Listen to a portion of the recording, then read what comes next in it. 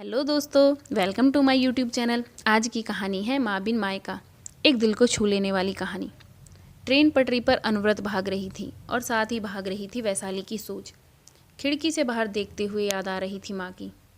पिछले साल जब वो इस तरह गर्मी की छुट्टियों में मायके जा रही थी बच्चों के साथ, तो क्या उत्साह और उमंग थी, कितनी तैयारी। साल की सबसे लंबी छुट्टी, बस समय जैसे कट ही नहीं रहा था। बच्चे भी नानी, मामा, मामी और उनके बच्चों से मिलने को चहक रहे थे।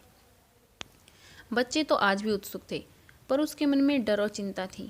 माँ अब गुजर चुकी थी और इस बार पहली बार वो उनकी नामौजूदगी में अपने मायके जा रही थी। पापा तो उसकी शादी के 2 साल बाद ही गुजर गए थे, पर माँ ने उसके मायके को संजो कर रखा था। पापा को हर बार मिस करती, पर माँ के होते परायापन नहीं लगा कभी। माँ भी महीनों पहले से उसका इंतज़ार करती, मनुहार से बुलाती, कितनी तैयारी करती और उस थोड़े से दिनों में साल भर की कसर निकाल देती।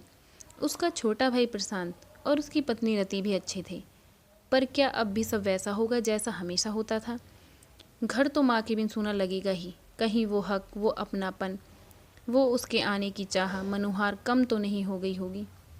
जब से उसकी सहेली ने उसे अपने माता पिता के बाद मायके का बदला हाल बताया था, तभी से उसका मन इस अनजान डर से दुखी था। उसने यहाँ तक सोच लिया था कि अगर अच्छा नहीं लगा तो वो जल्दी वापस आ जाएगी। सोचते सोचते ही स्टेशन आ गया। प्रशांत के साथ बच्चे भी लेने आए थे। घर पहुंची तो जैसे माँ बार बार गेट के चक्कर लगाती थी, वैसे ही रति को पाया। घर के अंदर जाकर देखा तो उसका मनपसंद शरबत तैयार था। कमरा साफ और सुंदर फूलों से सजा था। नहाकर खाना खाने बैठी तो सब पसंद की चीज़ें बनी थी। शाम को माँ की तस्वीर के पास बैठी थी तो रति चाय ले आई। बातों ने उसका मन बदल दिया। सच में माँ के जाने से घर सूना हो गया था। हर कोने में उनकी यादें बसी थी। रति भी उन्हीं को याद कर रही थी। रात को प्रशांत उसकी पसंदीदा आइसक्रीम लाया था।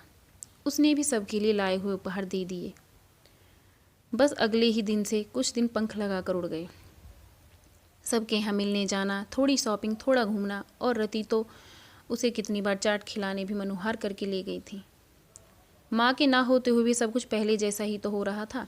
वही दुलार, वही अपनापन। और तभी एक दिन उसने देखा कि रति अचार के डब्बों में से अचार, घर के पिसे मसाले और गांव से आया गुड़ और बहुत सा और सामान पैक कर रही है। यही तो माँ किया करती थी जब उसके वापस जाने का समय आता था। उसने पूछा तो रति ने कहा, दीदी आप अब कुछ दिनों बाद चले जाओगे, मेरा तो मन ही नहीं लगेगा। माँ हमेशा आपको ये सब देती थी ना, तो मैंने भी सब पैक करने का सोचा। गले ही लगा लिया था वैशाली ने रति को। सारा डर और शक खत्म हो गया था। इस एक महीने में माँ की बहुत याद आई, पर प्रशांत और खासकर रति ने उसे इतना प्यार, सम्मान और अपनापन दिया था कि वो समझ गई थी कि उसका मायका आज भी उसका था और हमेशा रहेगा। जब रति को ये सब बताया तो वो बोली, मैं समझती हूँ दीदी, एक लड़की के लिए शादी के बाद उसका मायका क्या मायने रखता है। आप तो जानती हैं कि हम 2 बहनें ही हैं। आज तो मेरे मम्मी पापा हैं, पर उनके बाद हमारे मायके का क्या मतलब रह जाएगा। ये सोचकर ही हम दोनों डर जाती हैं। किसके लिए जाएंगे हम वहाँ। मैं तो आपसे आपका मायका छीनने की सोच भी नहीं सकती। लड़की ससुराल में दुखी हो तब मायका वो जगह है जहाँ वो अपना दर्द बांटती है, कुछ सुकून मिलता है। और सुखी भी हो तो भी वही तो बचपन की यादें बसती हैं, जवानी के सपने, मस्ती, अल्हड़पन याद आता है। माँ के आंचल में वापस बच्ची बन जाती हैं और पिता का लाड़ और भाई बहन का साथ सब दुख और थकान भुला देता है।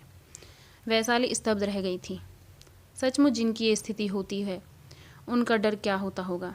उसने रति से कहा, किसने कहा तुम्हारा मायका नहीं रहेगा। मैं तुम्हारी ननद ही नहीं, बड़ी बहन भी हूँ। भगवान करे अंकल आंटी का साया हमेशा बना रहे। खुद को कभी अकेला मत समझना। माँ नहीं है तो मैं तो हूँ ना। जब मन करे मेरे यहाँ बच्चों को लेकर आ जाना। कभी प्रशांत तंग करे तो मुझे बताना और कभी संकोच मत करना। बस अब वापस जाने का दिन आ गया था। उससे ज़्यादा तो रति रो रही थी। फिर आने और जल्दी मिलने और रोज़ फ़ोन के वादे के साथ आज वैशाली वैसे ही विदा हो रही थी जैसे माँ किया करती थी, फिर आने के लिए। वैशाली भाग्यशाली है कि उसकी माँ के बाद भी उसके मायके में सब कुछ पहले जैसा ही था। पर सबके साथ ऐसा नहीं हो पाता। कुछ की स्थिति वैशाली जैसी होती है और कुछ के लिए सब बदल जाता है। पर अगर प्रशांत और रति जैसे सब हो जाएं और फिर वैशाली जैसा प्यार देने वाले मिल जाए तो माँ की कमी रहेगी, पर माँ बिन मायका कभी भी पराया नहीं होगा। अगर आपको ये कहानी अच्छी लगी है तो मेरे चैनल को लाइक, शेयर और सब्सक्राइब कीजिए। धन्यवाद।